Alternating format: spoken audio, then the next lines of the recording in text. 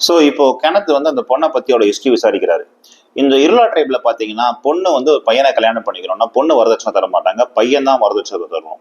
So இந்த பொண்ணோட குடும்பத்தினார் கொஞ்ச நாளைக்கு முன்னாடி என்ன பண்ணிருப்பாங்க, இந்த பொண்ணோட கல்யாணத்துக்காக குருப்பள்ளிங்கிற வில்லேஜுக்கு போய் அந்த குருப்பள்ளிங்கிற வில்லேஜ்ல வந்து ஒரு பையனோட ஃபேமிலியை பார்த்து இந்த பொண்ணுக்கு வந்து என்கேஜ்மெண்ட் ஃபிக்ஸ் பண்ணியிருப்பாங்க. அந்த பையனோட ஃபேமிலியும் வந்து ஒரு குறிப்பிட்ட அமௌண்ட் தரதா வந்து ப்ராமிஸ் பண்ணியிருப்பாங்க.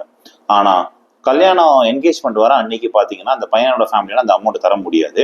அதனால அந்த என்கேஜ்மெண்ட் அவங்க கால் ஆஃப் பண்ணிடுவாங்க. ஸோ இந்த பையன் ரொம்ப மனசு உடைஞ்சு போயிடுவான். இவன் என்ன பண்ணுவான்னா காவேரி பேசன் பக்கத்துல ஒரு பிளாக் மஜிஷியன் இருக்கிறதா தெரிஞ்சுக்கிட்டு அந்த இடத்துக்கு போவான். அந்த பிளாக் மஜிஷியன் வந்து இந்த பையன் கிட்ட இருந்து கொஞ்சம் அமௌண்ட் கேட்பான், அதை தவிர ஒரு ஆடை கேட்பான். அந்த ஆடை கொண்டு அதோட சதையெல்லாம் அந்த பிளாக் மஜிஷியன் சாப்பிட்டு அதோட தோல் அந்த பையன் கிட்ட கொடுத்துருவான். ஆனா அதோட ரத்தத்துல வந்து அபிஷேகம் பண்ணியிருப்பான் சில ஈவில் ஸ்பிரிட்ஸை இன்வோக் பண்றதுக்காக. ஸோ இது நடக்கிறது பார்த்தீங்கன்னா நைட்டு 3 மணி நடக்கும். இது நடக்கும்போது பார்த்தீங்கன்னா கரெக்டாக ஒரு 3:30 மணிக்கு பார்த்தீங்கன்னா அந்த பொண்ணு திடீர்னு வயிற்று வலி தாங்க முடியாமல் எந்திரிப்பா நைட்டு. உடனே பாத்ரூம் போகிறதுக்காக வெளியில் ஓடி போவா. இவங்க பாத்ரூம் பிரச்சனை இல்லாத பீப்புள் இல்லை. ஸோ மலம் கழிக்கிறதுக்கு வந்து வீட்டை விட்டு வெளியே தான் போய் இவங்களாம் மலம் கழிப்பாங்க. அங்கே போகும்போது பார்த்தீங்கன்னா 2 பேர் அந்த பொண்ணை வழி மறிச்சு அந்த பொண்ணை வந்து குருப்பள்ளி வில்லேஜுக்கு வான்னு சொல்லி கூப்பிட்டு இருப்பானுங்க. அவ சாரியை வேற பிடிச்சிப்பான் ஒருத்தன். ஸோ இவளுக்கு நல்லா தெரியும் அந்த பையன் தான் அந்த 2 பேரும் அனுப்பியிருக்கான்னு சொல்லிட்டு. நிலா வெளிச்சம் பயங்கரமா இருக்கும், ஃபுல் மூன் டே அது.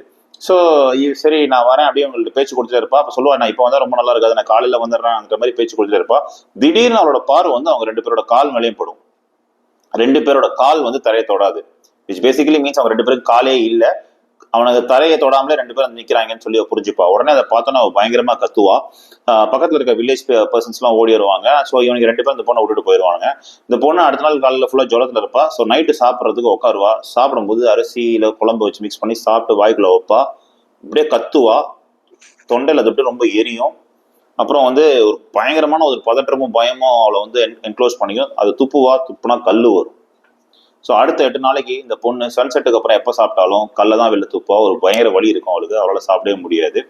இது ஒரு பயங்கரமான கேஸ் ஆஃப் பிளாக் மேஜிக் வந்து அந்த இடத்துல ப்ரெவலண்டாக ஆரம்பிக்கும்.